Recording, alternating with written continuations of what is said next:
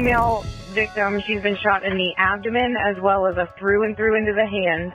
Police said the 6-year-old brought a handgun to a first-grade classroom and deliberately shot the teacher. This was not an accidental shooting. Es difícil imaginar que alguien tan joven pueda cometer un acto tan impensable. Sin embargo, a lo largo de la historia, niños, algunos apenas lo suficientemente mayores para leer, han convertido sus escuelas en escenarios de violencia. Estos son 10 de los tiradores escolares más jóvenes de la historia. Se acabó, todo se acabó. Ya está, nada importa ahora. Estas fueron las inquietantes palabras que pronunció Kip Kinkel después de cometer un acto impensable que dejó en estado de shock a un pequeño pueblo de Oregón. Pero antes de profundizar en lo que hizo, ¿quién era Kip Kinkel? ¿Y qué pudo haberlo llevado a un lugar tan oscuro? El 30 de agosto de 1982, Kip nació en Springfield, Oregón, hijo de William y Faith Kinkel, ambos profesores de español en una escuela secundaria. Su infancia no fue precisamente fácil. En 1987, la familia Kinkel pasó un año en España, lo que afectó su desarrollo temprano. Adaptarse nuevamente a la vida en Estados Unidos fue un desafío para él. La escuela, en particular, fue un problema. Kip tenía dificultades con habilidades motoras y ortografía. Finalmente, sus padres decidieron hacerle pruebas y le diagnosticaron dislexia. Esto convirtió la escuela en un lugar de frustración en lugar de aprendizaje para Kip. Al llegar a la secundaria, las cosas no mejoraron. Al contrario, Kip empezó a perder el control. En 7º grado, él y unos amigos compraron manuales para fabricar bombas, como The Anarchist Cookbook. En 8º grado, empezó a robar CDs en Target y, en secreto, compró una escopeta recortada a un amigo. Y por supuesto, esto no era solo un acto de rebeldía, eran señales de algo más profundo. El 4 de enero de 1997, sus problemas con la autoridad llegaron a un punto crítico cuando él y un amigo fueron arrestados por lanzar piedras a los autos. Aunque ambos fueron acusados, evitaron ir a un centro de detención juvenil. Después de esto, Kip comenzó a ver a un psicólogo y fue diagnosticado con trastorno depresivo mayor. Sin embargo, a pesar de la terapia regular, su comportamiento no mejoró demasiado. El 23 de abril, Kip fue suspendido por atacar a un compañero de clase. Solo una semana después, lo suspendieron nuevamente, esta vez por arrojarle un lápiz a otro estudiante. Para tratar de ayudarlo, su médico le recetó Prozac. Al principio parecía que las cosas mejoraban, pero no duró mucho. El 27 de junio, en un intento por canalizar su energía de manera positiva, sus padres le permitieron comprar un arma, con la esperanza de que las clases de seguridad con armas le ayudaran a mejorar. Pero solo un mes después, Kip compró en secreto una pistola semiautomática y la escondió de ellos. Cuando comenzó la secundaria, Kip ingresó a Thurston High School. Sorprendentemente, empezó a mejorar en lo académico e incluso se unió al equipo de fútbol americano. Animado por este progreso, su padre le regaló un rifle semiautomático y un cuchillo de caza, convencido de que Kip finalmente estaba cambiando. Pero en realidad, Kip estaba engañando a todos y sus problemas estaban lejos de terminar.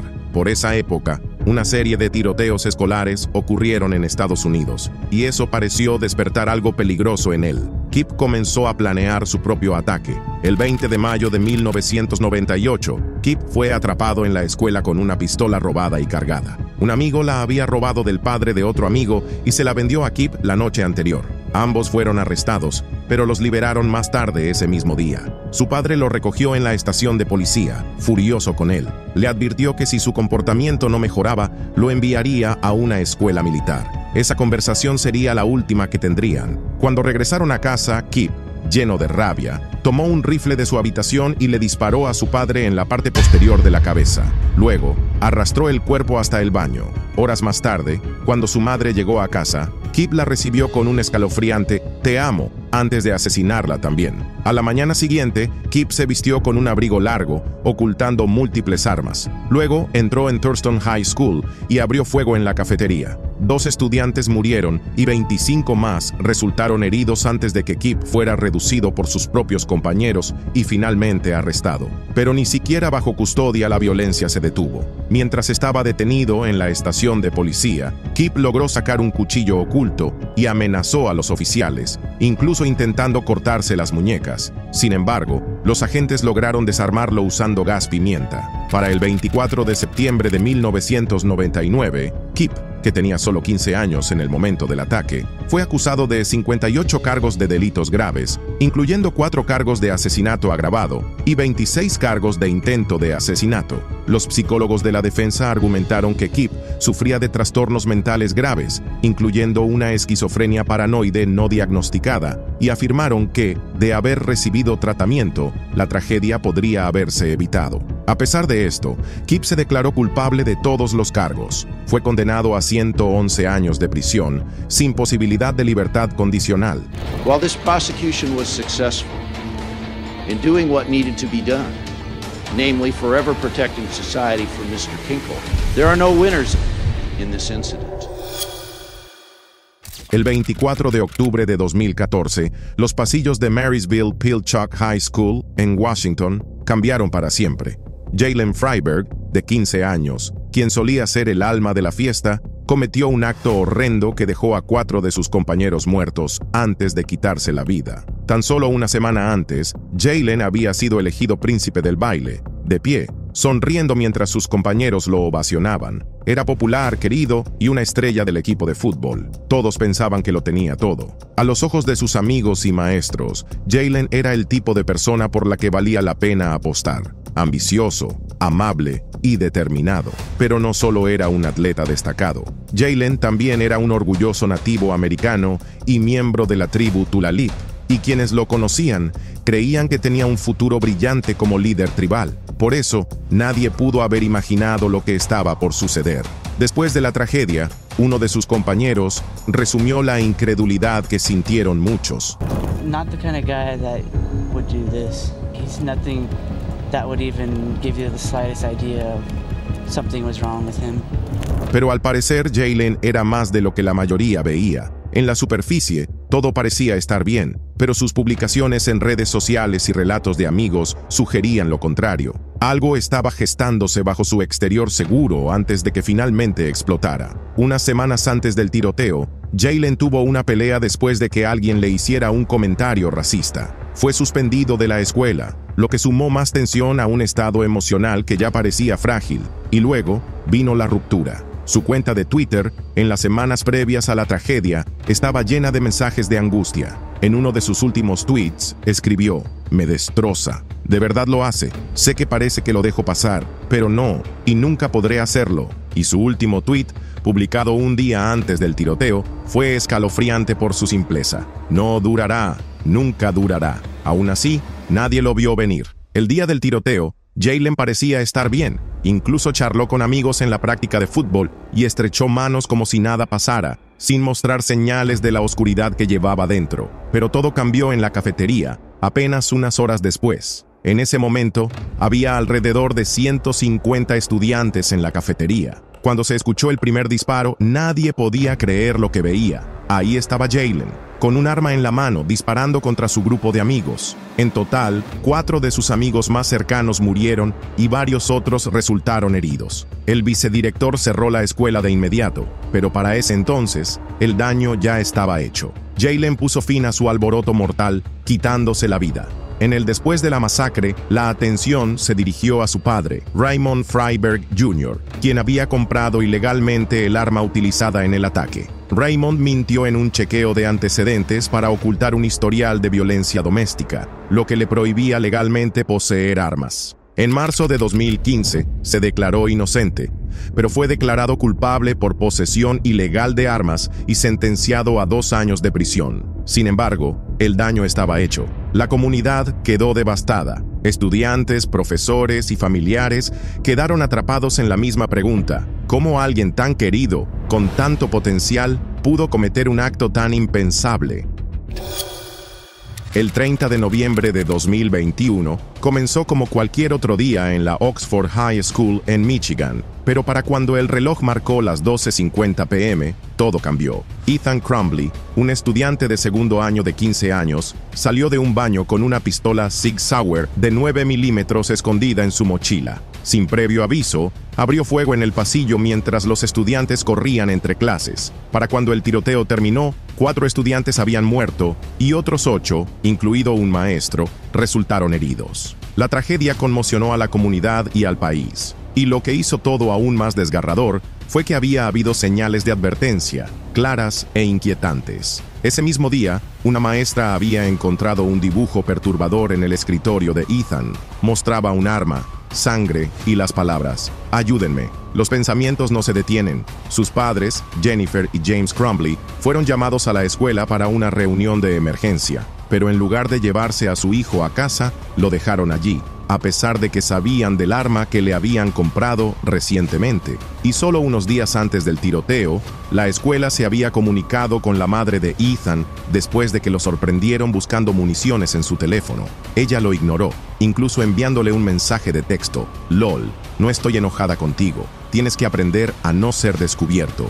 Nadie tomó las medidas necesarias para evitar lo que se avecinaba. Ese día de noviembre, cuando los padres de Ethan salieron de la escuela, no tenían idea de que su hijo ya había escondido un arma en algún lugar del recinto, listo para llevar a cabo el plan mortal que había estado preparando durante meses. Más tarde, durante el juicio de Ethan, el tribunal escuchó cómo había planeado meticulosamente el ataque. En un manifiesto escalofriante grabado la noche antes de la masacre, declaró: "No hay Dios, yo soy el demonio. Voy a abrir fuego contra todos en el pasillo". Incluso había grabado un video diciendo: "Mi nombre es Ethan Crumbley, tengo 15 años y seré el próximo tirador escolar". El tribunal también se enteró de la vida familiar problemática de Ethan. Sus padres tenían antecedentes de problemas con la ley, incluyendo fraudes, y eran conocidos por descuidarlo. Cuando Ethan era pequeño, muchos vecinos informaron que a menudo lo dejaban solo mientras sus padres salían a beber. En 2021, las cosas tomaron un giro más oscuro cuando su único amigo se mudó y el perro de la familia murió. Sus mensajes de texto a su madre se volvieron más perturbadores, llenos de conversaciones sobre demonios y fantasmas. Comenzó a torturar animales y a dibujar planes para un tiroteo escolar. Sin embargo, a pesar de todas estas señales de alerta, sus padres nunca buscaron ayuda para él. Después del tiroteo, Jennifer y James Crumbley fueron acusados de homicidio involuntario, convirtiéndose en los primeros padres en los Estados Unidos en enfrentar cargos criminales por su papel en un tiroteo escolar. Fueron sentenciados a 15 años de prisión, con posibilidad de libertad condicional después de 10. En diciembre de 2023, Ethan fue sentenciado a cadena perpetua, sin posibilidad de libertad condicional. Ante el tribunal se disculpó con las familias de las víctimas, diciendo: "Any sentence that they ask for, I ask that you do impose it on me because I want them to be happy and I want them to feel secure and safe". Sin embargo, por supuesto, sus palabras hicieron poco para aliviar el dolor de aquellos que perdieron a sus seres queridos. El 28 de septiembre de 2016, en las primeras horas de la mañana, Jesse Osborne, de 14 años, estaba frente a un espejo, peinándose el cabello rubio y grabando un video. Hizo una broma oscura a la cámara.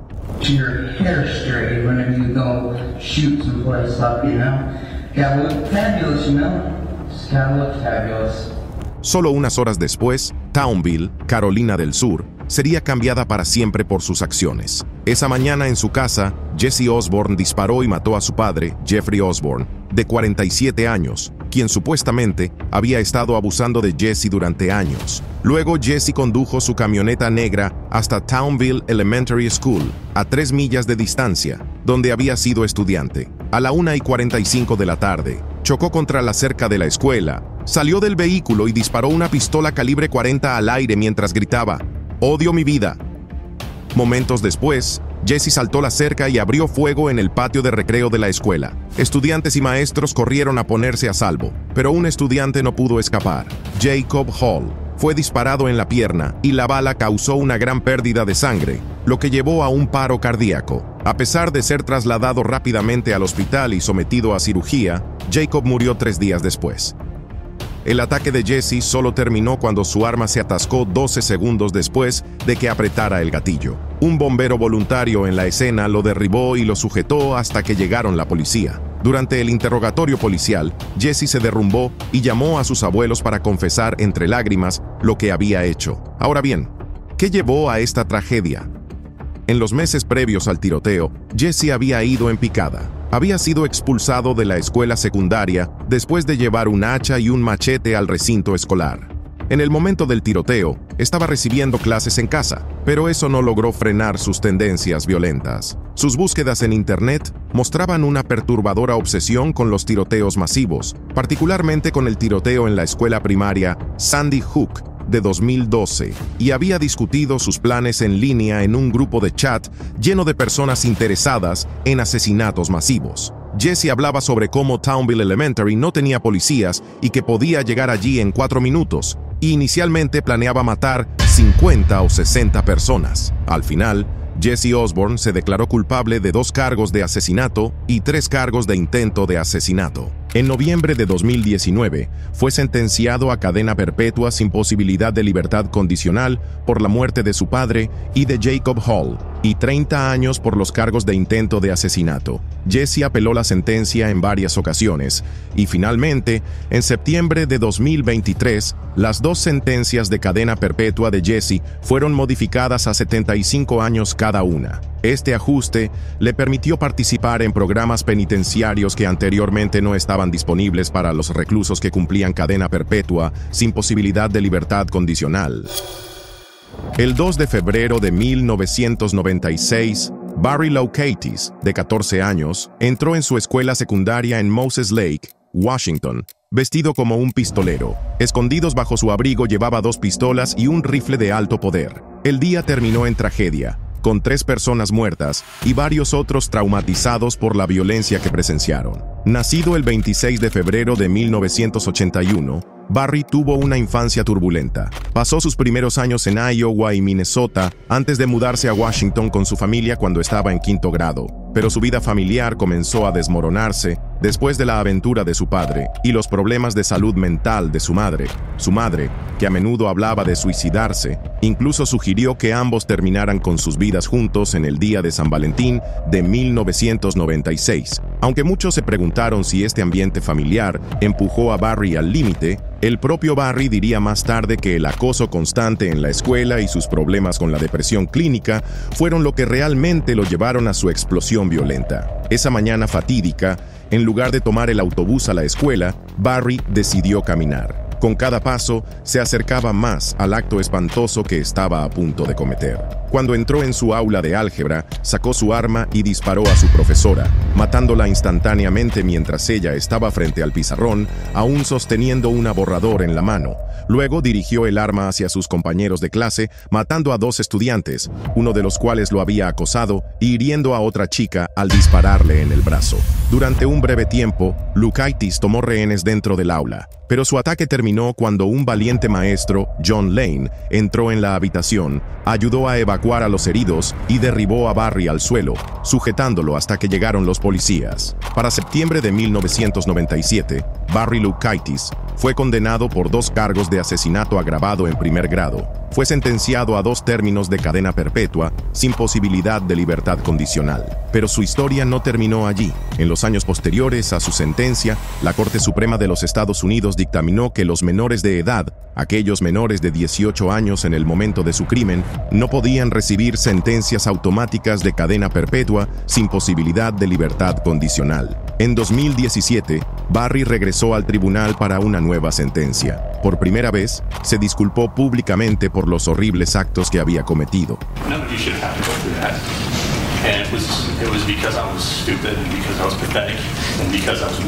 A pesar de esto, el tribunal mantuvo su castigo, sentenciándolo a 189 años de prisión.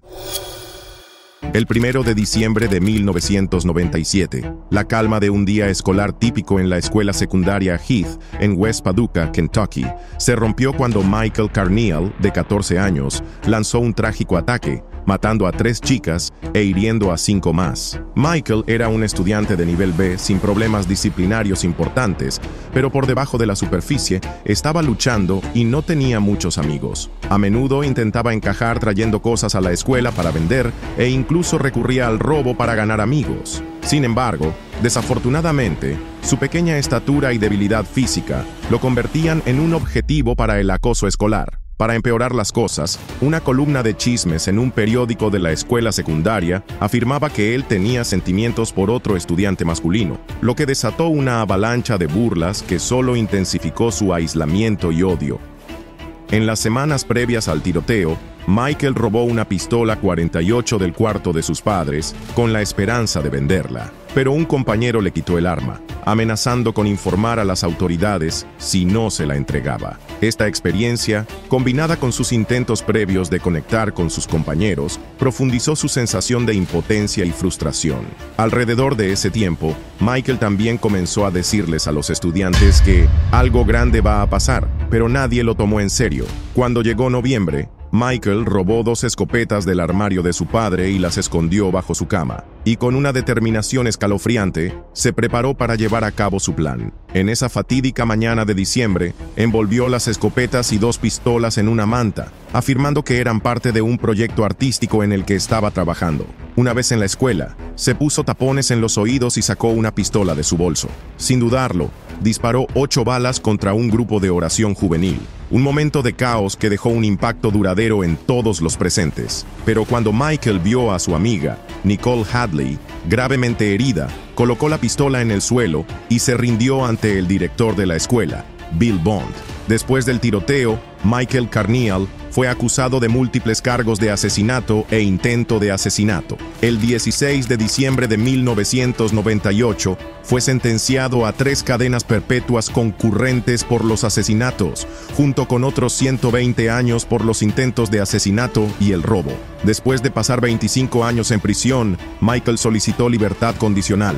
Afirmó que en el momento del tiroteo sentía como si estuviera en un sueño y que voces en su cabeza lo instaban a cometer el acto violento. I don't remember firing the gun or how many times I fired it, but the next thing I remember is people laying on the ground. El 26 de septiembre de 2022, la Junta de Libertad Condicional negó por unanimidad la solicitud de liberación de Michael, ordenando que cumpla el resto de su sentencia de cadena perpetua. Según la ley de Kentucky, esta decisión significa que ya no será elegible para futuras audiencias de libertad condicional, convirtiendo efectivamente su sentencia de cadena perpetua sin posibilidad de libertad condicional. El 4 de septiembre de 2024, todo cambió en la escuela secundaria Apalachee en Georgia, llevándola al punto de no retorno. Un niño de 14 años llamado Colt Gray entró a la escuela y abrió fuego, matando a 2 estudiantes y 2 maestros. Luego, estalló el caos mientras estudiantes y personal corrían hacia el campo de fútbol en busca de seguridad, mientras la policía rodeaba el campus. Una vez que Colt se dio cuenta de que estaba rodeado, decidió no resistirse y se entregó a los oficiales escolares tan pronto como se acercaron a él. Durante el ataque mortal, utilizó un rifle estilo AR, el tipo de arma que a menudo se ve en tiroteos escolares. ¿Por qué un niño de 14 años tendría acceso a tal arma?, se preguntarán. Bueno, esa arma fue un regalo de Navidad de nada menos que su padre, Colin Gray. Colt ahora enfrenta 4 cargos de asesinato en primer grado, y su padre también fue arrestado, acusado de asesinato en segundo grado, homicidio involuntario y crueldad infantil, por permitir que su hijo tuviera el arma. Pero este incidente dejó a todos preguntándose una dolorosa pregunta. ¿Por qué? Aunque Colt se entregó rápidamente, la razón detrás del tiroteo sigue siendo incierta. Nadie sabe si estaba apuntando a personas específicas o si fue algo aleatorio. Lo que sí sabemos es que la vida de Colt en casa no era fácil, y este no fue su primer encuentro con problemas. Un año antes del tiroteo, cuando Colt tenía solo 13 años, el FBI recibió información de que había estado haciendo amenazas en Discord, insinuando un tiroteo escolar. Cuando lo interrogaron, Colt lo negó.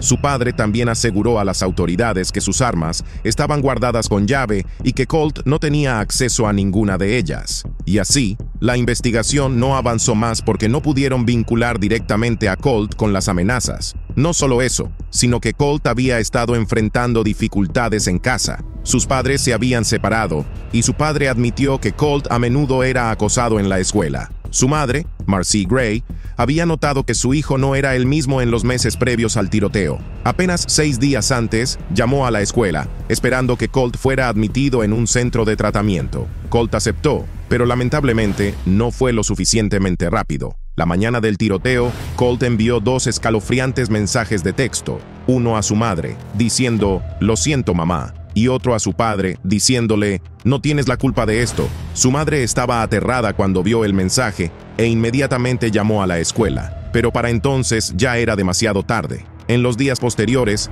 ella describió su incredulidad y dolor. Dijo que cuando se enteró del tiroteo, cayó al suelo y solo gritó, sabiendo en el fondo que era su hijo. El dolor, la culpa y el shock no la han dejado desde entonces. Ahora, Colt enfrenta cadena perpetua, y debido a que es menor de edad, no recibirá la pena de muerte. Su padre también está a la espera de juicio, y los investigadores están reexaminando sus encuentros anteriores con la familia, incluido el caso del FBI de un año antes. Pero la tragedia ha dejado a la comunidad destrozada. La gente se pregunta si esto podría haberse evitado, y lo más importante, cómo un padre puede permitir que su hijo tenga acceso a armas tan peligrosas. A school shooting in Serbia has left 8 students and a security guard dead. The suspect, a 13-year-old male student. El 3 de mayo de 2023, Belgrado, Serbia, despertó con una noticia devastadora. Una llamada escalofriante llegó a la policía. Con el llamante, un niño con voz joven diciendo, «Soy Kosta Kekmanovic y acabo de disparar a varias personas». Una hora antes, el niño de 13 años, Kosta Kekmanovic, entró a su escuela como cualquier otro día, pero tenía un plan malicioso en mente. Armado con una pistola, disparó al guardia de seguridad de la escuela y a 2 estudiantes en el pasillo antes de entrar en un aula y abrir fuego, matando a 7 estudiantes más e hiriendo a otros 5. Luego, caminó tranquilamente hasta el patio de la escuela y llamó a la policía para confesar. Debido a su corta edad, Kosta no fue acusado de un crimen y en su lugar fue ingresado en un hospital psiquiátrico. Las investigaciones revelaron que había planeado el ataque durante un mes, seleccionando a sus objetivos y trazando los salones de clases que ingresaría primero. Su padre, un radiólogo respetado, lo había llevado a campos de tiro, y las armas utilizadas en la masacre eran legalmente propiedad de la familia. A pesar de su origen privilegiado y del hecho de que nunca fue acosado, la tragedia ocurrió. Sus padres fueron arrestados poco después del incidente. Su padre enfrentó cargos por permitir que Kosta tuviera acceso a armas de fuego y llevarlo a un campo de tiro, mientras que su madre fue acusada de negligencia criminal.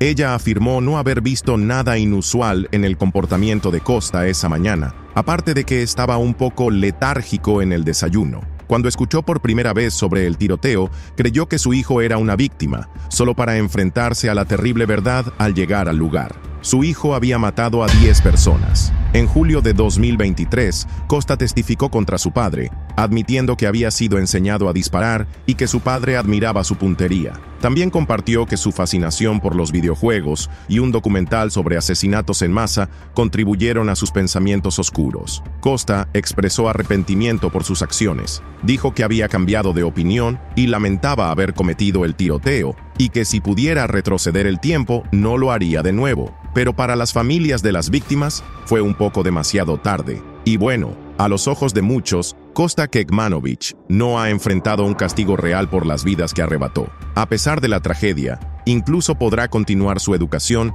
y tal vez tener toda una vida por delante, algo que sus víctimas nunca podrán hacer. En agosto de 2023, la madre de Kosta se puso en contacto con instituciones solicitando arreglos para que tanto él como su hermana menor pudieran continuar sus estudios, considerando la educación en línea debido a la estadía de Kosta en un centro psiquiátrico. El Consejo de Profesores de la Escuela de Kosta, Vladislav Ribnikar, votó para expulsarlo, pero la ministra de Educación, Slavica Jukic-Dejanovic, explicó que la expulsión no estaba dentro de las facultades del Consejo. En su lugar, Kosta podría continuar sus estudios en la escuela primaria Dragan Herkog en Belgrado, una escuela especializada para estudiantes con problemas de salud. El director de la escuela confirmó que Kosta reanudará su educación allí, aunque aún se debe determinar el formato exacto. El 24 de marzo de 1998, una tragedia inimaginable se desató en la escuela secundaria Westside en Jonesboro, Arkansas. 2 chicos, Andrew Golden, de 11 años, y Mitchell Johnson, de 13, planearon y ejecutaron una mortal serie de disparos que dejó 5 muertos y 10 heridos. Andrew y Mitchell no eran particularmente cercanos, pero sus viajes compartidos en el autobús fueron suficientes para que desarrollaran un vínculo basado en sus siniestros planes. Andrew, el más callado de los dos, parecía ser un estudiante ejemplar. Era bien querido por maestros y compañeros, y tenía una pasión por el tiro, a menudo yendo al campo de tiro con su familia. Sin embargo, bajo esa superficie educada, se ocultaba un lado sádico. Se sabía que disparaba a animales con su pistola de aire comprimido sin mostrar remordimiento. Encontró su igual en Mitchell, quien era conocido por ser un matón en la escuela y a menudo hablaba sobre querer unirse a la banda Bloods. Tras meses de meticulosa planificación, los chicos lograron robar 9 armas de fuego y aproximadamente 2,000 cartuchos de munición del abuelo de Andrew, y procedieron a ejecutar la siguiente fase de su macabro plan. Después de estacionar una furgoneta llena de suministros para su fuga en el bosque detrás de la escuela, Andrew activó la alarma de incendios, haciendo que estudiantes y maestros salieran corriendo al exterior. Mientras tanto, Andrew y Mitchell abrieron fuego desde la línea de árboles, apuntando a sus compañeros de clase y profesores desprevenidos. En solo 10 minutos, habían matado a 4 estudiantes y a una valiente profesora, Shannon Wright, quien murió mientras protegía a un estudiante de las balas. Herieron a 10 más antes de que la policía llegara y los arrestara. A pesar del horror de sus acciones, ni Andrew ni Mitchell pudieron ser juzgados como adultos debido a su edad. Fueron sentenciados a detención juvenil hasta cumplir los 21 años. Ambos fueron liberados a principios de sus 20 años, Andrew en 2007 y Mitchell 2 años antes. Mitchell continuó viviendo una vida marcada por el crimen. Fue arrestado varias veces por drogas, robo y fraude, y finalmente pasó más tiempo en prisión como adulto. Andrew, por otro lado, intentó vivir fuera del radar. Después de cambiarse el nombre a Drew Douglas Grant, trató de obtener un permiso para portar un arma oculta. Sin embargo, su pasado lo alcanzó y su solicitud fue rechazada. Tras esto, Andrew evitó mayormente la atención pública hasta que un trágico evento se desató en su vida. El 27 de julio de 2019, estaba conduciendo por una carretera en Arkansas cuando cruzó la línea central y chocó fatalmente contra otro coche. Tanto Andrew como el conductor del otro vehículo perdieron trágicamente la vida, poniendo fin abruptamente a una vida definida por la violencia y la destrucción. Police say a 6-year-old boy, a first grader, somehow got a hold of a gun and opened fire at his teacher, critically wounding her. El 6 de enero de 2023, ocurrió un incidente impactante en la escuela primaria Rich Neck, en Newport News, Virginia. Un niño de 6 años llevó un arma a la escuela y disparó a su maestra, Abby Zwerner. Era una tarde típica, y Abby estaba dando una lección con sus alumnos de primer grado cuando ocurrió lo inimaginable. El niño, que había estado mostrando comportamientos preocupantes durante algún tiempo, sacó una pistola de 9 milímetros, la apuntó a su maestra y disparó. La bala atravesó la mano de Abby y quedó alojada en su pecho, pero de alguna manera, a pesar del dolor, logró poner a salvo a sus estudiantes antes de colapsar. El niño había tomado el arma de su casa, donde supuestamente estaba guardada con seguridad por su madre, Deja Taylor, quien luego enfrentaría cargos por negligencia infantil y delitos relacionados con armas de fuego. La historia planteó muchas preguntas sobre cómo un niño tan pequeño podría llevar a cabo un acto tan violento y reavivó los debates sobre la seguridad de las armas, la responsabilidad parental y la seguridad escolar. Además, antes de ese fatídico día, ya había señales de advertencia. El niño tenía antecedentes de problemas de comportamiento, se comportaba mal, maldecía a los empleados e incluso agredía físicamente a los maestros. Abby, junto con otros miembros del personal, había expresado preocupaciones de que el niño podría estar llevando un arma después de que amenazara con golpear a un compañero y le mostrara el arma a otro estudiante. A pesar de estas señales de alerta, según informes, los administradores de la escuela dijeron al personal que esperaran a que la situación se calmara. A medida que se desarrollaba la investigación sobre el tiroteo, la atención se centró no solo en el niño, sino también en las fallas dentro del sistema que permitieron que ocurriera una tragedia de esta magnitud. Se siguieron batallas legales, con Abby demandando al Consejo Escolar de Newport News por $40 millones, alegando negligencia administrativa. La subdirectora de la escuela, Ebony Parker, quien había sido informada sobre la posible amenaza, fue acusada de negligencia infantil grave.